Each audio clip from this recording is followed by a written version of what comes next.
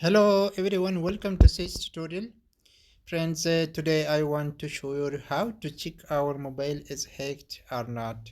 How to know which part or which state of our mobile is hacked, data, call, SMS, box, which state of our mobile is hacked or not hacked, our mobile is safe.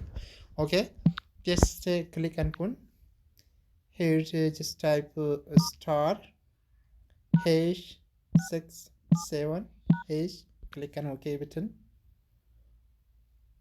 Here we can see all states. Call forwarding when busy, voice not forwarded, no data not forwarded, text not forwarded, SMS not forwarded. If anything here is forwarded, this part at this state of your mobile is hacked. Okay, here nothing forwarded.